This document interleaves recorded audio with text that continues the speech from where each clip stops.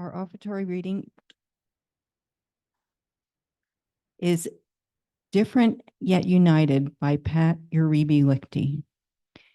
We come from different places along different paths, bringing different truths. We come from different histories and different realities, and yet we come together as one people, with faith that we can use our differences to heal ourselves and each other, to bring wholeness to a fractured world. We come seeking to find community, to find acceptance of who we are, in this place where we find others who are much like us and others who are much different.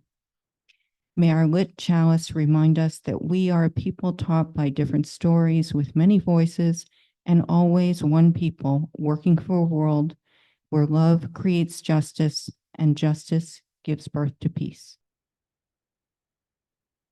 In just 2 days, the 2024 United States presidential election will take place. Many have spent recent months immersed in a constant news cycle, a 24/7 marathon of debates, opinions, polls, and forecasts. While there have been moments of hope and inspiration, we've also witnessed great waves of anger, grief, division, and anxiety, each piling on to the weight of an already heartbroken world. Much of it has been accompanied with music to set the mood, from frenzied fervor of patriotism to buoyant, bouncy optimism to pulsating protest cries. We've seen how music can enhance or alter our mood. I want to share my thoughts on that mood today and hope that the music you choose to accompany your life in this election period can set a tone for your own resilience in these times. Our country has become polarized in a manner that many view as unprecedented in our lifetimes. It's no longer a battle of opposing views and visions, but has become a war between good and evil, the righteous and the ignorant, wretched, rotten. You choose your pejorative, my side and the other. And that other is demonic, less than human. Under Donald Trump's presidency, what most upset many people was the level of othering. Donald Trump had a predictable playbook that sought to sweep up sentiment against a certain group or groups of the population as being the cause of whatever problems our nation was facing at the moment. The Chinese virus led to many, including my own daughter, being attacked on the streets. Drummed up anti-Muslim and anti-immigrant fervor underlay vicious attacks and mass shootings. I remember one day in 2016 having a 13-year-old in my office who was suffering from crippling anxiety and panic attacks. And I asked her, "What is your fear?" And she said, "If Hillary Clinton wins, my life and my family's lives will be destroyed forever." She was shaking with emotion and bursting into sobs.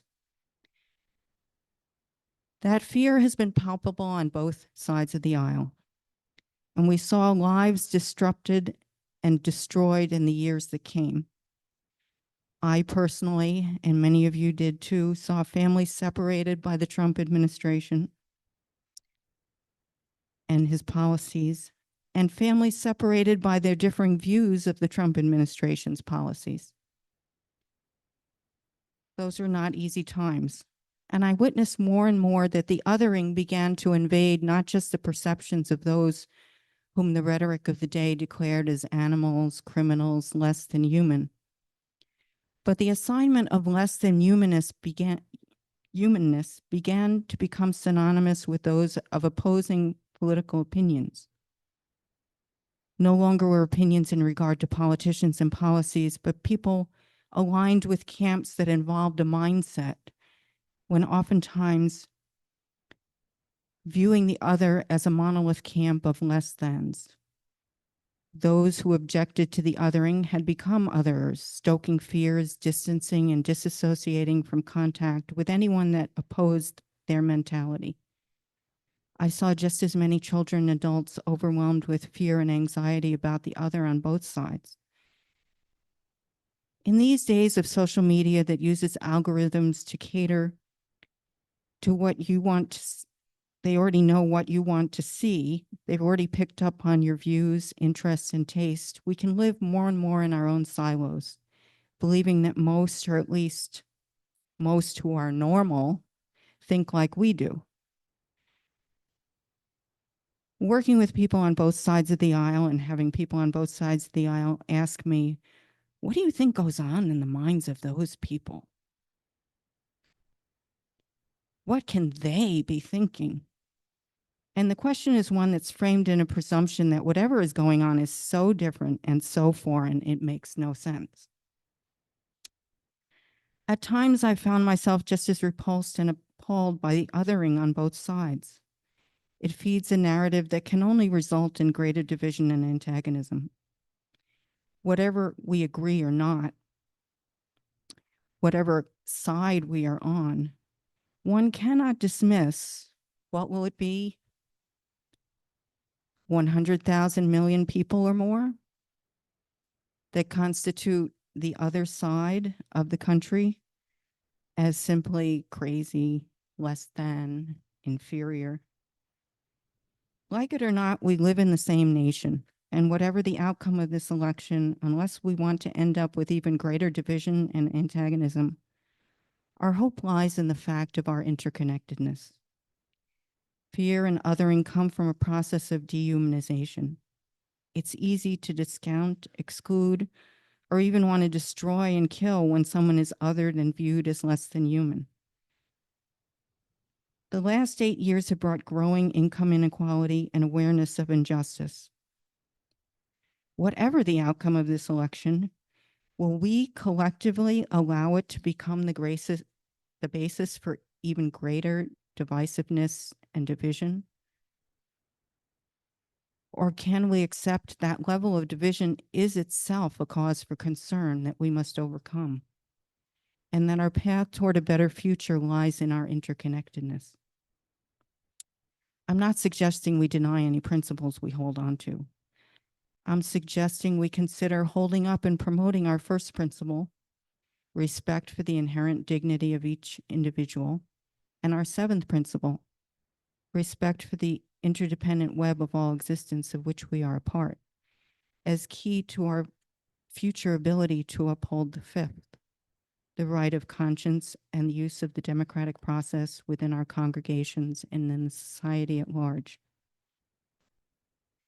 If we perceive ourselves as a member of a camp at war, or our hopes for the future tied to that outcome in which our side must win, we will either be very satisfied or extremely disappointed with the outcome of this election. Thinking of the opposite outcome from our hopes in this manner may put us in a state of fear, anxiety, even panic. We may have chosen different responses and perceived solutions to the inequities and concerns of the country and the world than our neighbor down the street or on the other side of the expressway. But we recognize that the path toward a better future lies in our interconnectedness. I've found that the level of divisiveness and on display in recent years and months has profoundly reminded me of that interconnectedness, how our actions ripple beyond ourselves and into the world around us. Our votes, our compassion, and our hope become part of a collective path, a journey toward a future we can create together.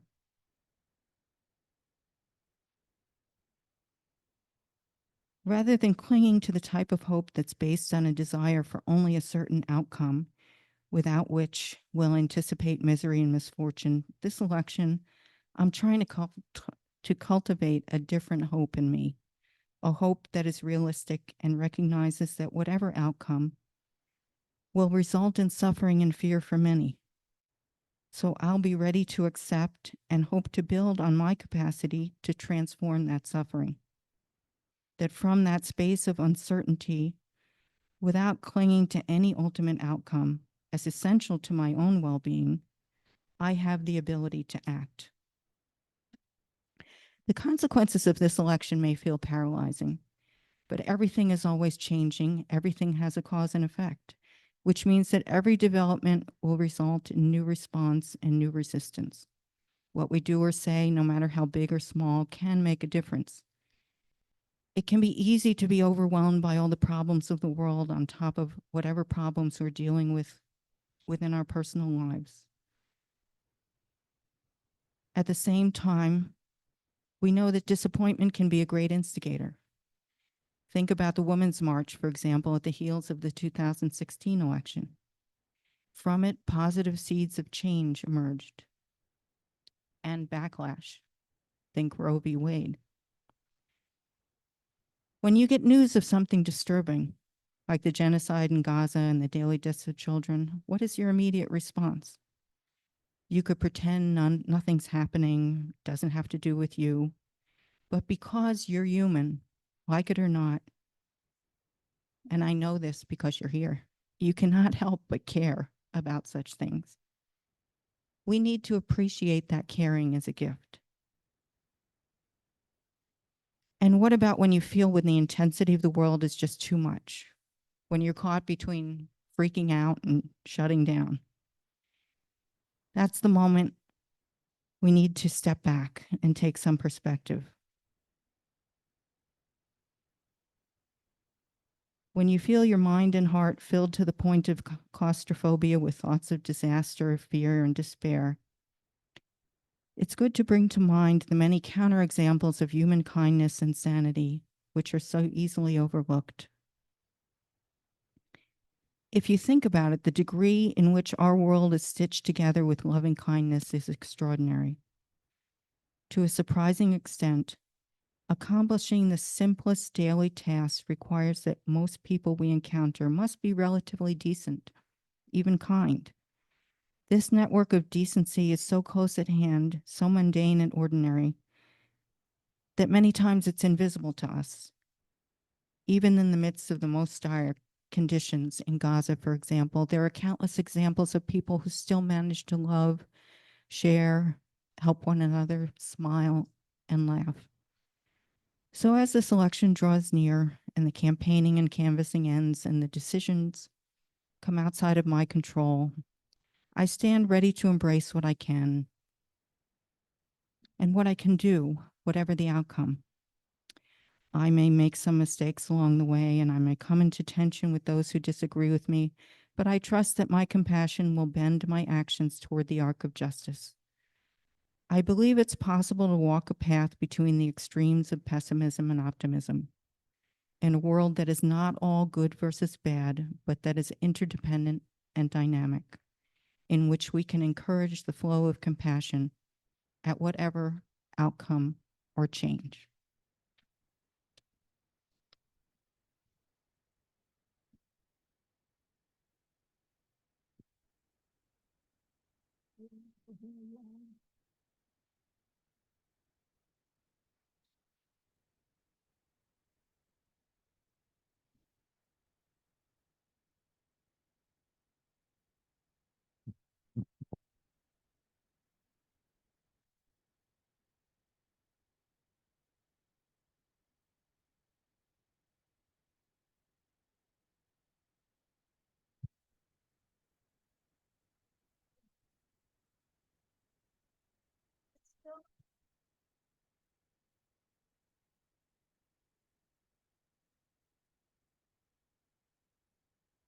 Does it work now?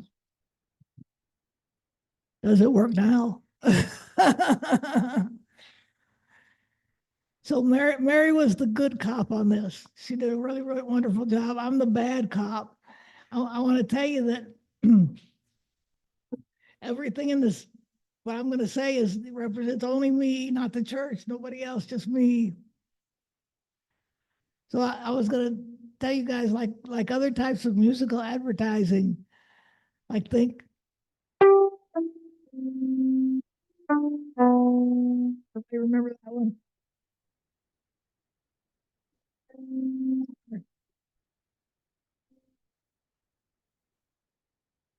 Anybody got that one? Or let's see.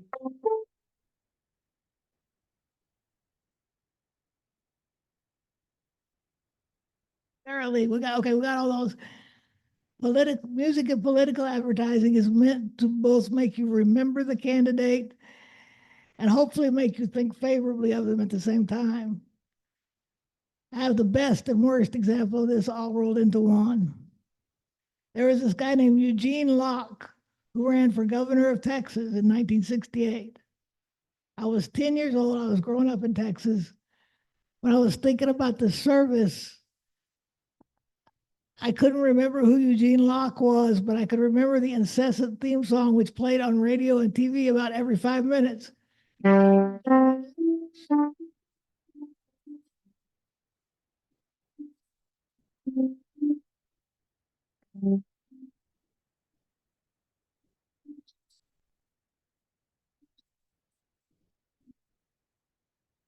was he ever governor of Texas?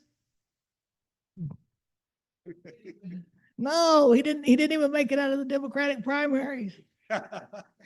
But like 60 years later, I still remember the song. I had to look him up literally to figure out who he was. But yes, I knew he should be governor of Texas. I'm a native Texan, but I'm really ambivalent about Texas. When I grew up there, they pretty much literally brainwash you. I mean, you take separate courses on Texas history, and they even now it's just, they say allegiance to the Texas flag in the classrooms every day. Which no, just no. You know. But I know some Texans who fought the good fight and had some things that are still pertinent to us today that we should think about. My mom was a Democrat in all caps. The meanest thing she could say about someone was, I think they're a Republican. I'm still tempted to go back and have better dead than Republican carved into her tombstone. The way she explained being a Democrat to me was that Democrats wanted to help people. Very oversimplified, but I was a little kid. I was 6 years old when Lyndon Johnson ran for president in 1964. My first grade teacher said she had never heard of a 6-year-old who even knew who the president was. I had an LBJ sticker on my school cigar box. My mom had me working in Johnson's campaign. We'd go to the headquarters after school, and I would put stamps on envelopes and get them ready to mail. I was proud when he won, and proud when he got Medicare passed and the Civil Rights Act passed, even though I didn't really understand them.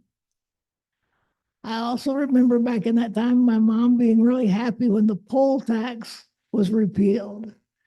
If you're too young to remember this, you used to have to pay to vote. In Texas, at least. I don't know if it was ever that way here. There was a poll tax, no pay, no vote. Which is, anyway, like I say, I'm ambivalent about this. Speaking of horrible, Texas law before Roe v. Wade was that 3 doctors had to agree that a woman's life was at stake before they could give care that would end the pregnancy. Back in the 1950s, my mom was pregnant with a baby boy. And at some point, around 6 months or so, she started hemorrhaging, and they almost let her die before they took the baby.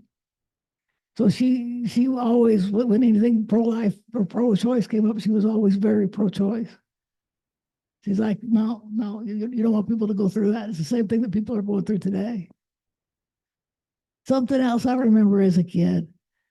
I grew up in a little town called South Houston. It was totally surrounded by Houston, but it was its own little city of about 10,000 people. We had immigrants from Mexico who all went to school together. As far as I know, no one even asked or even cared whether they were legal or not.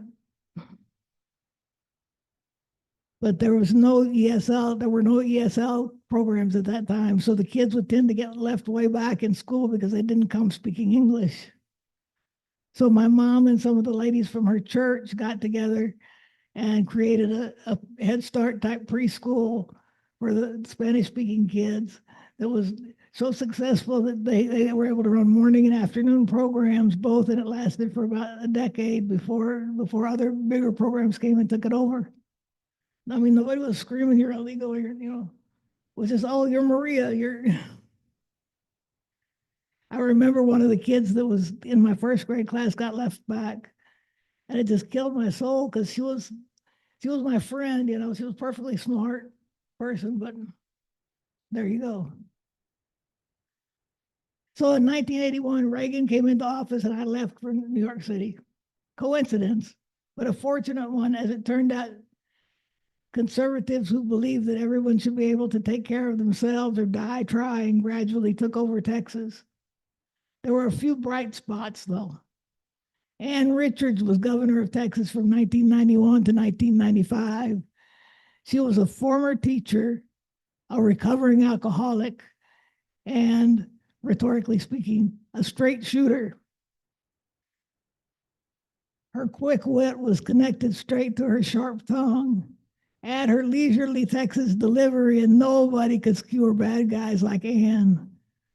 Remember at the Democratic convention when she was speaking of George Bush the first, and she said, "Poor George, he couldn't help it. He was born with the silver foot in his mouth." So Ann created a whole list of how to be a good Republican. It's a little dated, but some of it's still real accurate.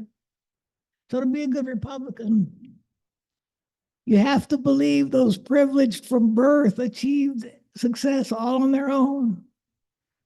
You have to appreciate the power rush that comes with sporting a gun. You have to believe everything that Rush Limbaugh says. I have to stop there again and tell you about my mother. I would come home to visit, and my mother would listen to Rush Limbaugh every afternoon and rave the whole rest of the day about how awful it was. I'm like, "Why are you doing this to yourself?" And she said, "You have to know what the enemy's doing." Anyway, to be a good Republican, you have to believe that the agricultural, restaurant, housing, and hotel industries can survive without immigrant labor. You have to believe that pollution is okay as long as it makes a profit. You have to believe in prayer in schools as long as you don't pray to Allah or Buddha.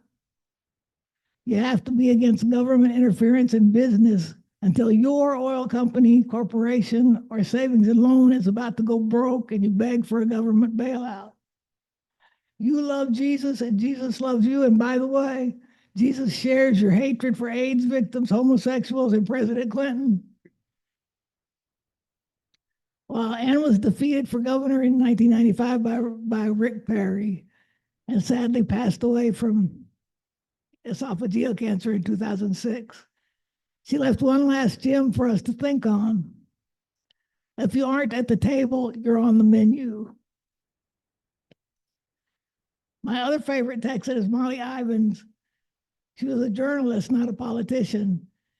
She was a native Texan with, also like George Bush, born with a bit of a silver foot in her mouth. She had a real good Yankee education at Smith College and Columbia University, but she went back to Texas eventually, stopping by the New York Times on the way. She worked for the New York Times in Albuquerque, New Mexico, but she got in big trouble when she termed a chicken festival a gang pluck.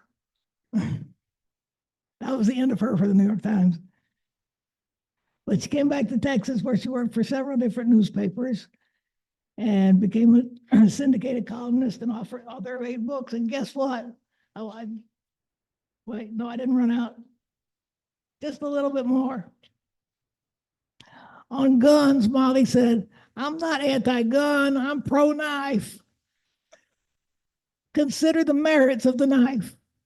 In the first place, you have to catch up with someone in order to stab him. A general substitution of knives for guns would promote physical fitness. We'd turn into a whole nation of great runners.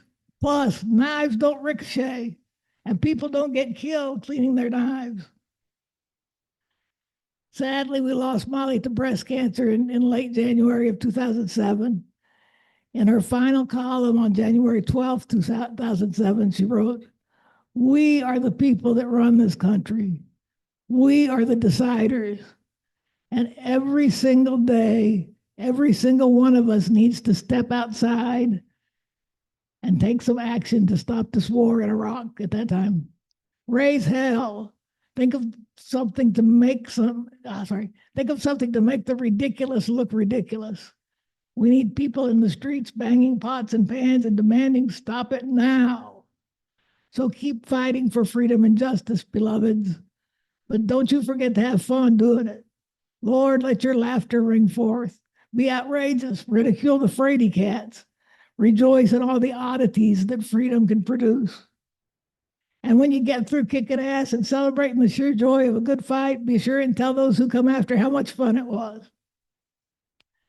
Last thing from Molly and me.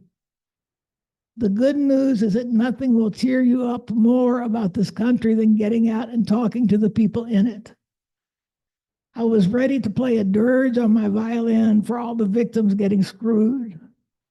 Unfortunately, I kept finding heroes all over. Wait, I can't see anything, I'm sorry. I kept finding heroes all over hell and gone. Americans who are tough, sassy, brave, smart, and full of fight. They get pissed off, they endure, they fight like hell, they start all over, whatever it takes. I invite you to join me in extinguishing our chalice. You'll find the affirmation in your order of service. We extinguish this flame, but not the light of truth, the warmth of community, or the fire of commitment. For these we carry in our hearts until we are together again.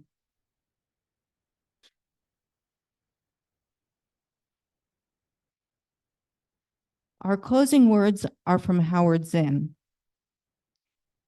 To be hopeful in bad times is not just foolishly romantic.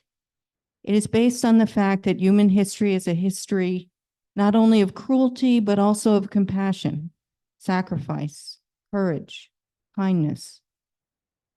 What we choose to emphasize in this complex history will determine our lives. If we see only the worst, it destroys our capacity to do something. If we remember those times and places, and there are so many, where people have behaved magnificently, this gives us the energy to act, and at least the possibility of sending this spinning top of a world in a different direction. And if we do act, however small a way, we don't have to wait for some grand utopian future. The future is an infinite succession of presents. And to live now as we think human beings should live, in defiance of all that is bad around us, is itself a marvelous victory.